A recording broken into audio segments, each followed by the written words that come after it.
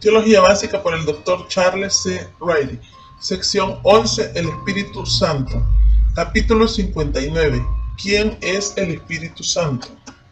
Muchas personas han llamado al siglo XX el siglo del Espíritu Santo. El surgimiento y propagación del pentecostalismo, con su gran énfasis en los ministerios del Espíritu Santo, y el florecimiento del énfasis del dispensacionalismo en las obras del Espíritu, son características de esta edad.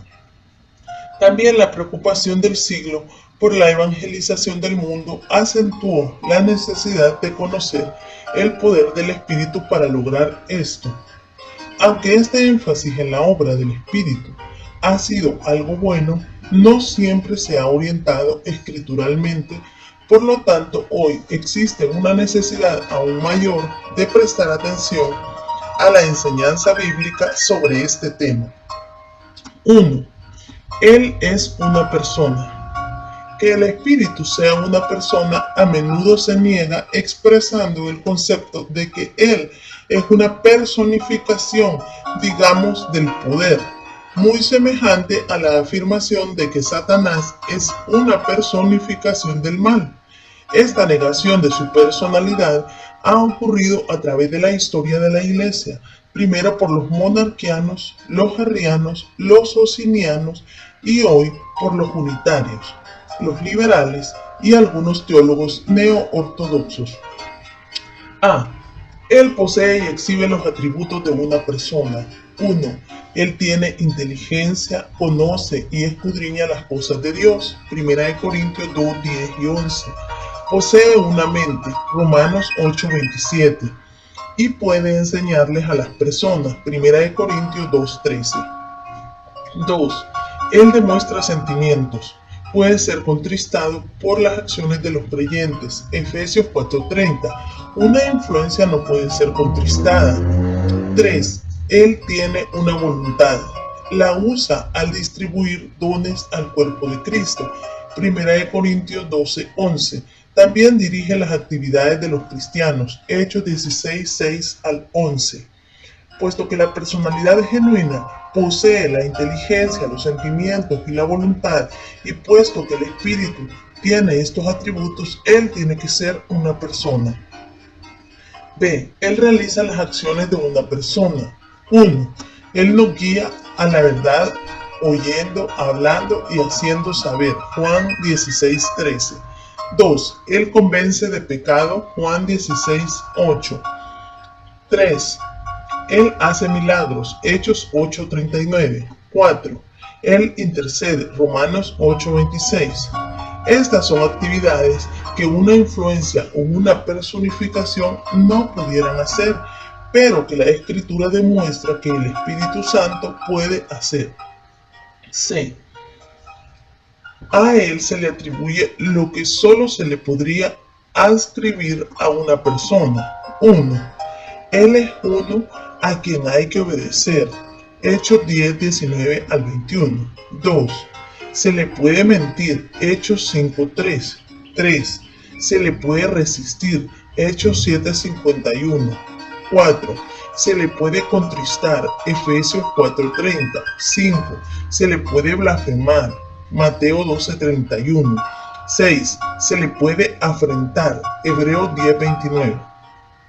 Es incongruente pensar que una influencia actúe y reaccione de estas maneras. D. Él se relaciona como persona con otras personas. 1. Con los apóstoles.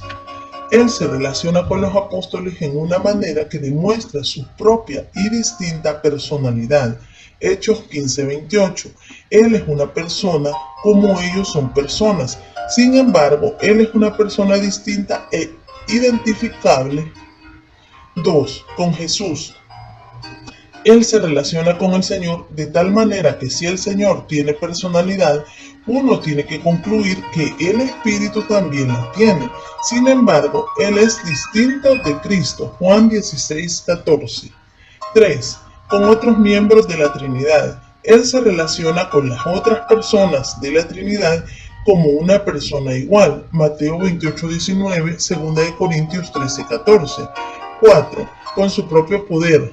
El espíritu está relacionado con su propio poder, pero también se distingue de aquel para que no concluyamos que él es meramente una personificación del poder.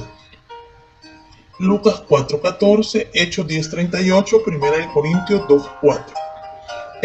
Una consideración gramatical. Varias veces los escritores del Nuevo Testamento usan un pronombre masculino para referirse al espíritu, lo cual es neutro. El ejemplo más claro de esta excepción al uso gramatical normal es Juan 16, 13 y 14, donde se usa el pronombre masculino demostrativo 2 veces para referirse al espíritu mencionado en el versículo 13. Otras referencias son menos claras, puesto que los nombres masculinos usados puede que se refieran a la palabra paracleto, el cual es masculino 15:26, 16:7 y 8, o a la palabra arras, que también es masculina en griego, Efesios 1:13 y 14.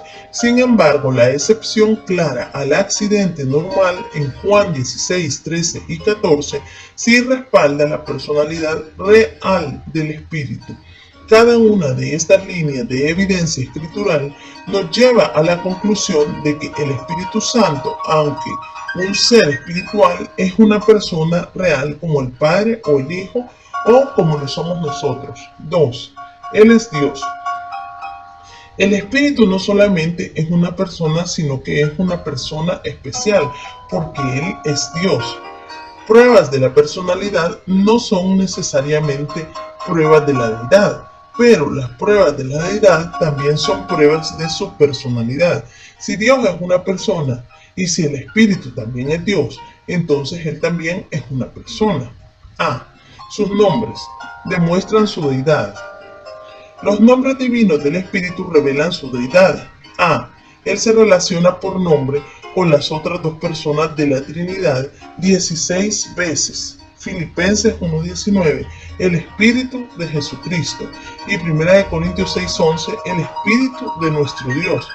Además, la promesa de nuestro Señor en mandar otro consolador, Juan 14:16, usa la palabra otro, que significa uno de la misma clase. En otras palabras, si Cristo es Dios, entonces el Espíritu, el otro consolador de la misma clase, también es Dios. Sus atributos son los que solo pertenecen a Dios. Como hemos visto, el Espíritu tiene atributos que demuestran que Él es realmente una persona, pero también posee atributos que solamente los tiene Dios, lo cual por lo tanto demuestra que Él es deidad. Estos atributos son la omnisciencia, Isaías 40:13, 1 Corintios 2:12, la omnipresencia, Salmo 139:7, y la omnipotencia por virtud de su obra en la creación, Job 33:4, Salmo 104:30. Él también es verdad, amor, dador de vida, pero el hombre también puede ser estas cosas en un sentido relativo. Sus acciones son las que solamente Dios puede hacer. 1. Él fue la causa del nacimiento virginal, Lucas 1:35. 2. Él fue el agente en dar las escrituras inspiradas, 2 de Pedro 1:21. 3. Él estuvo involucrado en la creación del mundo, Génesis 1:2. Aquí, como en otros usos del Espíritu de Dios en el Antiguo Testamento, podemos preguntar si las referencias son claramente a la tercera persona de la Trinidad o a Dios como Espíritu, lo cual Él es. Comentando sobre el versículo 2, Leopold da una respuesta juiciosa a la pregunta. Absolutamente ningún otro que el Espíritu Santo está considerándose aquí. Puede que se requiera la luz completa de la revelación del Nuevo Testamento para que discernamos que el Espíritu Santo de Dios aquí es el mismo que en el Nuevo Testamento se reconoce como el Espíritu Santo. Pero teniendo esa luz, no tenemos que vacilar en creer que éste arroja luz clara sobre el uso anterior de la expresión en el Antiguo Testamento. ¿No parece razonable que el espíritu de la inspiración hubiera expresado de tal forma las palabras que tratan de su actividad que, cuando la revelación completa del Nuevo Testamento llegara, todas las declaraciones tocantes al espíritu estuvieran en perfecta armonía con esta revelación posterior? H.C. Leopold, Exposition of Genesis, Columbus, Warburg, 1942, páginas 49 al 50. D. Sus asociaciones con las otras personas de la divinidad demuestran su deidad. 1. El Espíritu como Yahvé. El Nuevo Testamento identifica al Espíritu de Yahvé del Antiguo Testamento, particularmente cuando cita un pasaje del Antiguo Testamento en el cual Dios habló y lo atribuye al Espíritu. Hechos 28-25 con Isaías 6, 1 al 13 y Hebreos 10, 15 al 17 con Jeremías 31, 31 al 34. Esta es evidencia fuerte de que los escritores del Nuevo Testamento consideraron que el Espíritu es Dios. 2. El Espíritu y Dios. La blasfemia contra el Espíritu y el mentirle a Él es igual que hacerle estas cosas a Dios. Mateo 12:31, Hechos 5, 3 y 4. 3. Igualdad. El Espíritu se asocia en un plano de igualdad con el Padre y el Hijo. Mateo 28:19, 2 Corintios 13:14. En la referencia de Mateo, el uso del nombre en singular fortalece la prueba. Él es una persona y es Dios.